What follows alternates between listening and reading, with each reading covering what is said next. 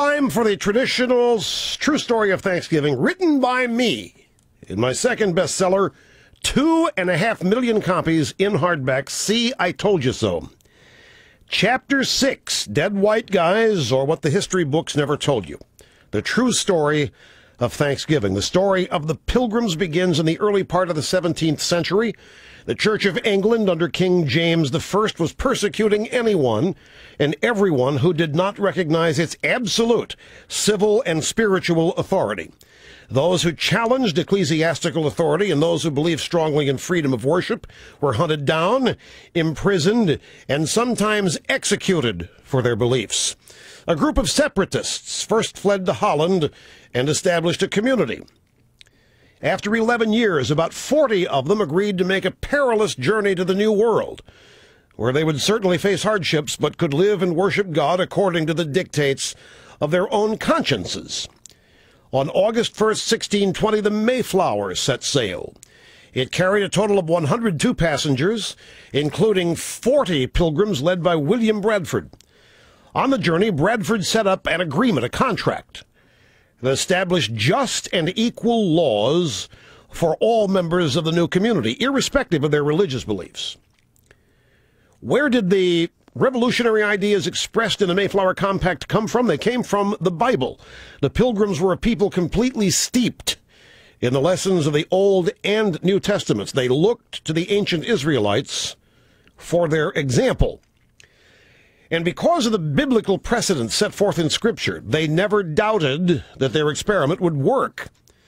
But it was no pleasure cruise. The journey to the New World was a long and arduous one, and when the Pilgrims landed in New England in November, they found, according to Bradford's detailed journal, a cold, barren, desolate wilderness. There were no friends to greet them, he wrote. There were no houses to shelter them. There were no inns where they could refresh themselves, and the sacrifice that they had made for freedom was just beginning. During the first winter, half the Pilgrims, including Bradford's own wife, died of either starvation, sickness, or exposure. When spring finally came, Indians taught the settlers how to plant corn, fish for cod, and skin beavers for coats. Life improved for the Pilgrims, but they did not yet prosper. And this is important to understand because this is where modern American history lessons often end.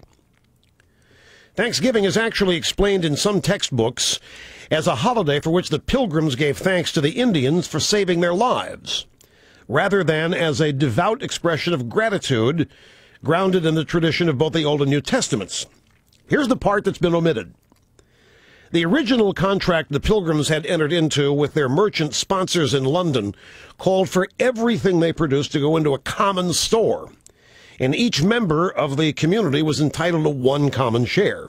All of the land that they cleared and the houses they built belonged to the community as well, and they were going to distribute it equally. All the land they cleared, the houses they built, belonged to the community.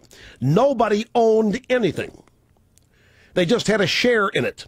It was a commune. It was the forerunner to the communes we saw in the 60s and 70s out in California. And it was complete with organic vegetables even, just like the communes of today are. No, there's no question it was organic vegetables. Bradford, who had become the new governor of the colony, recognized that this form of collectivism was as costly and destructive to the Pilgrims as that first harsh winter, which had taken so many lives. He decided to take bold action. Bradford assigned a plot of land to each family to work and manage, thus turning loose the power of the marketplace. Long before Karl Marx was even born, the Pilgrims had discovered and experimented with what could only be described as socialism. And what happened? It didn't work. They nearly starved. It never has worked. What Bradford and his community found was that the most creative and industrious people had no incentive to work any harder than anybody else, unless they could utilize the power of personal motivation. But while most of the rest of the world has been experimenting with socialism for well over 100 years, trying to refine it, perfect it, and reinvent it, the Pilgrims decided early on to scrap it permanently. What Bradford wrote about this social experiment should be in every school child's history lesson. If it were, we might prevent such needless suffering in the future. such as that we're enduring now. The experience that we had in this common course and condition, this is Bradford, the experience we had in this common course and condition tried Sunday years, that by taking away property and bringing community into a commonwealth would make them happy and flourishing, as if they were wiser than God, Bradford wrote. For this community, so far as it was found to breed much confusion and discontent, and retard much employment that would have been to their benefit and comfort.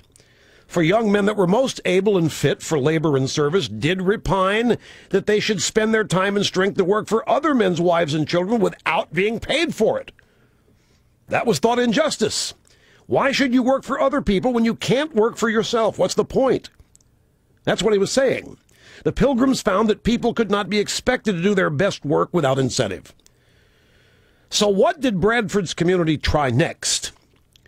They unharnessed the power of good old free enterprise by invoking the undergirding capitalistic principle of private property. Every family was assigned its own plot of land to work and permitted to market its own crops and products.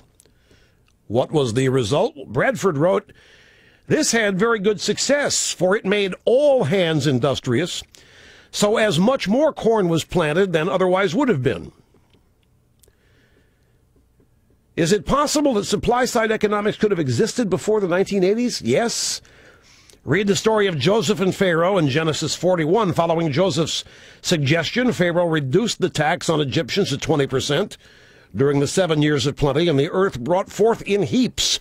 Well, in no time, the Pilgrims found that they had more food than they could eat themselves. Now, this is where it gets really good.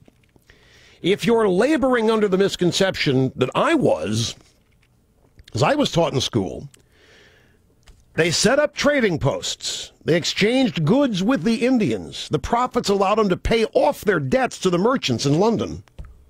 And the success and the prosperity of the Plymouth settlement attracted more Europeans and began what came to be known as the Great Puritan Migration. But this story stops when the Indians taught the newly arrived suffering and socialism pilgrims how to plant corn and fish for cod. That's where the original Thanksgiving story stops.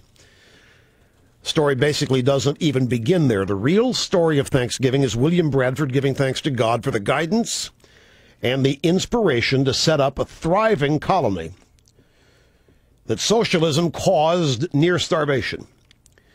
The bounty was shared with the Indians. They did sit down. They did have free-range turkey and organic vegetables. But it wasn't the Indians who saved the day. It was capitalism and Scripture which saved the day, as acknowledged by George Washington in his first Thanksgiving proclamation in 1789.